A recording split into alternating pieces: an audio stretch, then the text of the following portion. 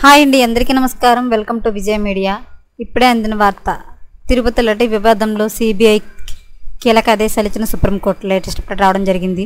So దానికి సంబంధించిన పూర్తి వివరం చెప్పడం కోసం నేను ఈ వీడియో చేస్తున్నానండి. అలాగే ఈ వీడియోని లైక్ చేసి షేర్ చేసి సబ్స్క్రైబ్ చేసుకోవడం మర్చిపోకండి. ఇప్పటివరకు నా ఛానల్ చాలామంది సబ్స్క్రైబ్ చేసుకుని ఆదరించారండి. అలాగే ఇంకొంతమంది ఆదరించే విధంగా మీరు అందరూ షేర్ చేసి లైక్ చేస్తారని అలాగే సపోర్ట్ చేస్తారని మనస్ఫూర్తిగా కోరుకుంటున్నాను.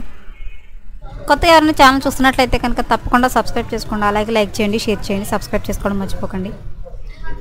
ఈ వీడియో నచ్చితే వీడియోకి లైక్ ఇచ్చి నన్ను సపోర్ట్ చేయండి. సో లేట్ చేయకుండా మన వీడియోలోకి వెళ్ళిపోదాం. తిరుమల లడ్డు వివాదం దర్యాప్తులో కీలక పరిణామం చోటు చేసుకుంది. లడ్డు వివాదంపై విచారణ పైన నేడు సుప్రీంకోర్టులో కేంద్రం తమ అభిప్రాయం స్పష్టం చేసింది. సిట్ ఈ కేసు తేల్చలేదని, కేంద్రం నుంచి పర్యవేక్షణ ఉండాలని సొలిసిటర్ జనరల్ తుషార్ మెహతా సుప్రీంకోర్టుకు నివేదించారు. కేంద్రం నుండి పర్యవేక్షణ ఉండాలని పేర్కొన్నారు. దీంతో సుప్రీంకోర్టు సిబిఐ, ఏపీ ప్రభుత్వంతో సహా 5గురితో ప్రత్యేక విచారణ కమిటీ ఏర్పాటు చేస్తూ నిర్ణయించింది.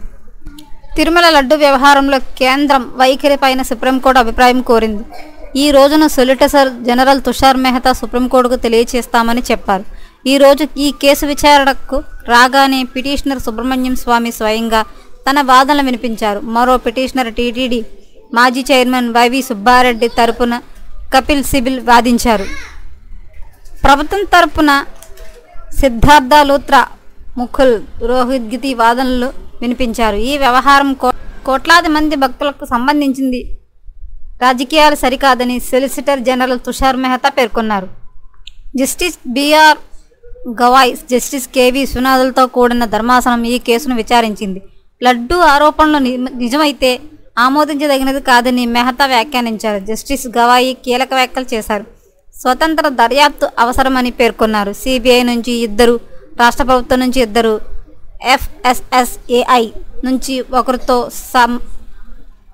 ఈ సంస్థ విచారణ చేసేలా ప్రతిపాదించారు. ఈ వ్యవహారం పైన రాజకీయంగా ఎవరూ ఎలాంటి వ్యాఖ్యలు చేయవద్దని నిర్దేశించారు. సిబిఐ డైరెక్టర్ పర్యవేక్షణలో ఈ కమిటీ విచారణ చేయనుంది.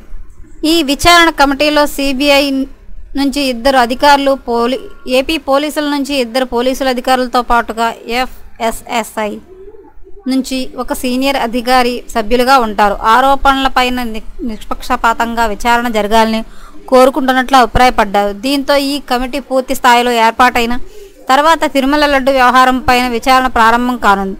ఎప్పటికప్పుడు మరిన్ని లేటెస్ట్ అప్డేట్ల కోసం మన ఛానల్ తప్పకుండా సబ్స్క్రైబ్ చేసుకోండి. Thanks for watching.